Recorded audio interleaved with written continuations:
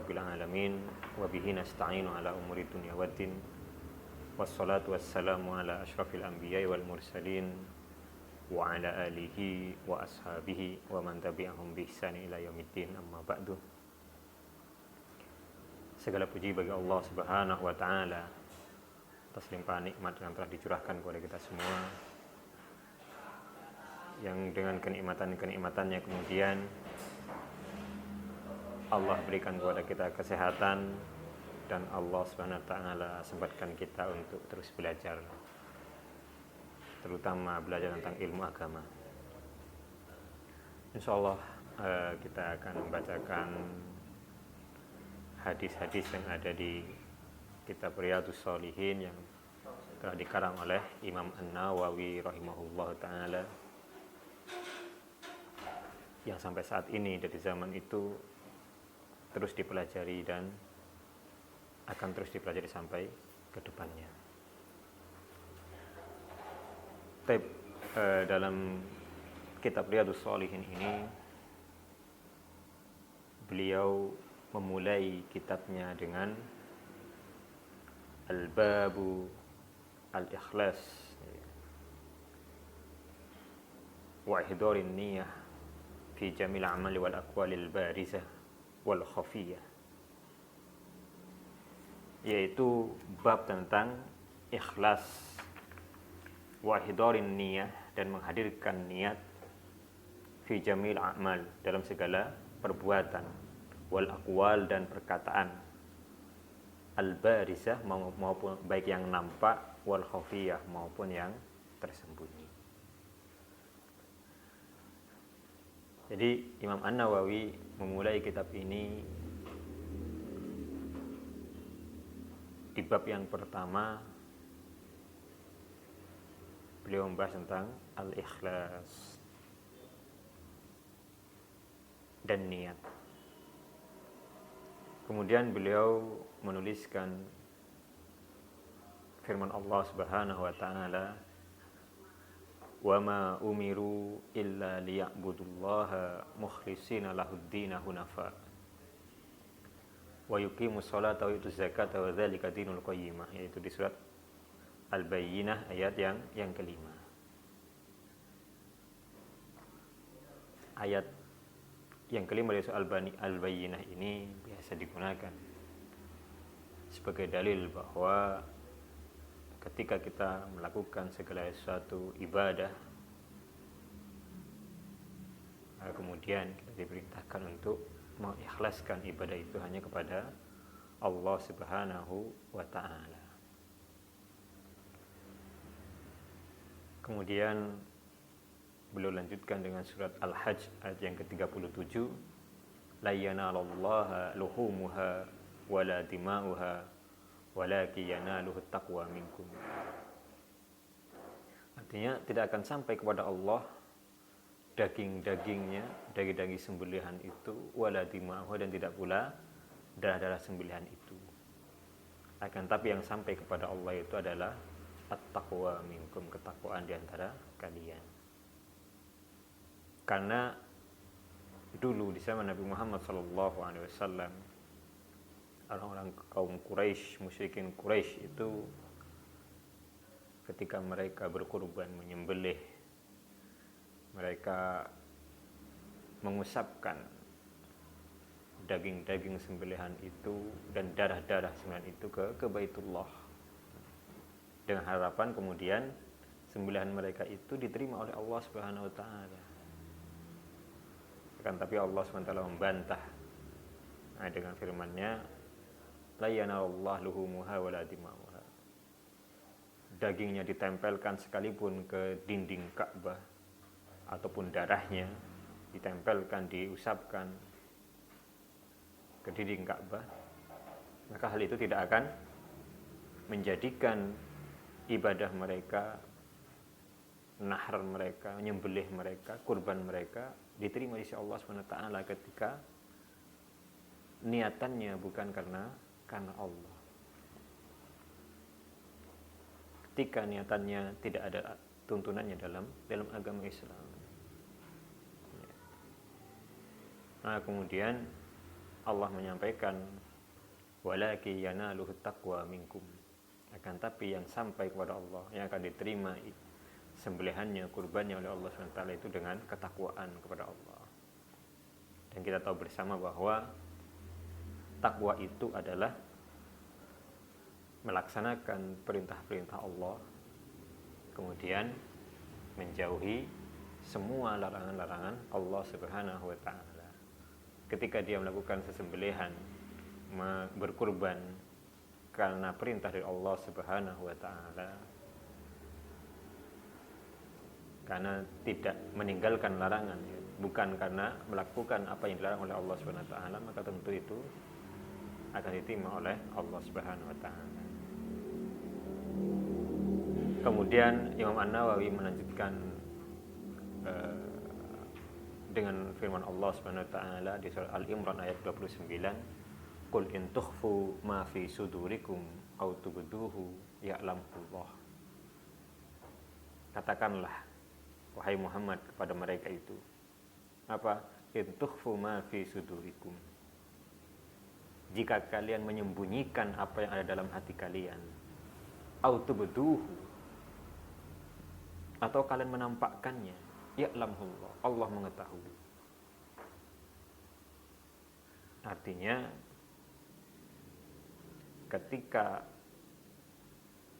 apa yang nampak berbeda dengan apa yang di dalam hati, Allah itu mengetahui. Sehingga al-ikhlasu, ikhlas itu fil qalb, di hati, tidak ada yang tahu.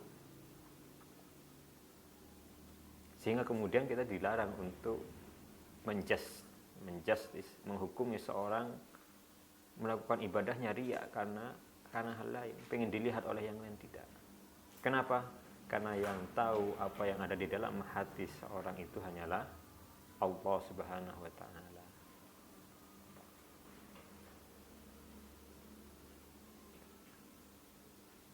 Kita sebagai manusia hanya menghukumi sesuai dengan apa yang nampak. Ketika dia nampaknya terlihat melaksanakan sholat berjamaah,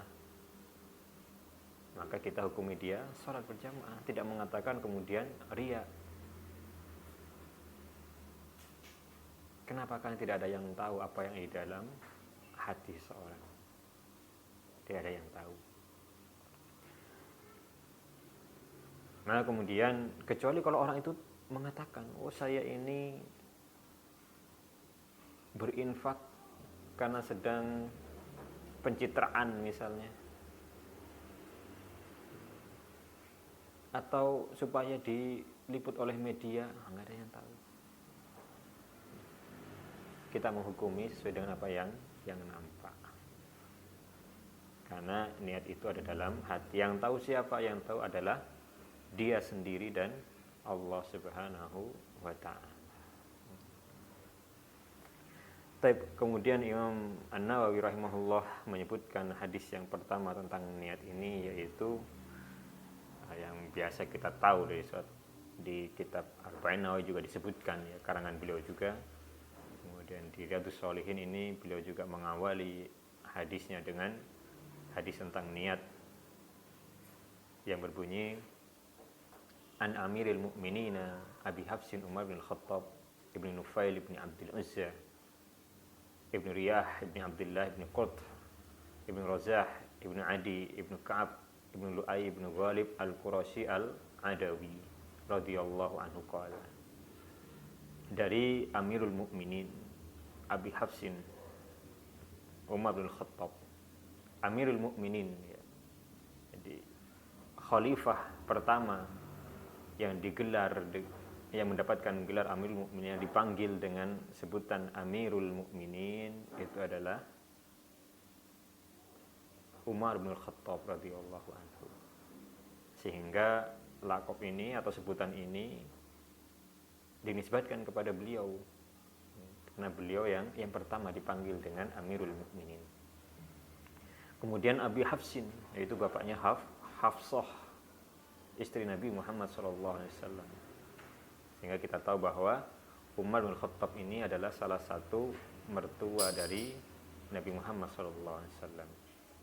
Ibnu Nufail bin Abdul Uzza bin Riyah bin Abdullah bin Qurt bin Razah bin Adi bin Ka'ab bin Lu'ay bin Ghalib al-Qurashi al-Adawi radhiyallahu anhu, semoga Allah meridainya. Qala, dia berkata, sami'tu Rasulullah sallallahu alaihi wasallam yaqul, aku mendengar Rasulullah SAW bersabda, innamal a'malu binniyat, sesungguhnya amal itu tergantung niatnya. Segala perbuatan yang dilakukan oleh seorang itu tergantung niatnya. Niatnya karena Allah atau niatnya kepada yang lain, maka amalan tersebut sesuai dengan niatnya. Wa innama likulli imri'in ma nawa, dan bagi setiap orang, dan sesungguhnya hanyalah bagi setiap orang itu mana sesuai dengan apa yang dia niatkan. Walaupun zahirnya ibadah, kalau niatnya bukan, maka bukan nilai ibadah. Ya, kalau zahirnya ibadah, niatnya ibadah, maka itu adalah ibadah. Maka kemudian Rasulullah melanjutkan, faman kana hijratuhu ilallahi wa rasuli, siapa yang hijrahnya itu karena Allah dan Rasulnya, hijrah dari Makkah ke Madinah itu karena Allah dan Rasulnya. Karena Rasulullah hijrah ke Madinah itu perintah Allah Subhanahu wa ta'ala, diizinkan oleh Allah Subhanahu wa ta'ala. Sehingga kemudian semua sahabat yang beriman kepada Allah Subhanahu wa ta'ala dan Rasulnya mengikuti jejak beliau. Walaupun ada sebagian yang lemah, ya kan, dari kalangan wanita dan lain sebagainya.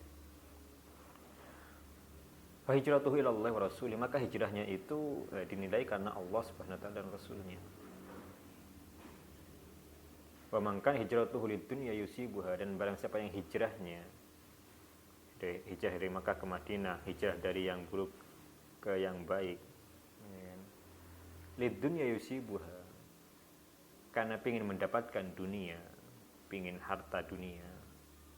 Au imra'atin yankihuha, yang hijrahnya dari buruk menjadi baik, dari non muslim ke muslim, ya kan? Itu karena ingin menikahi seorang wanita.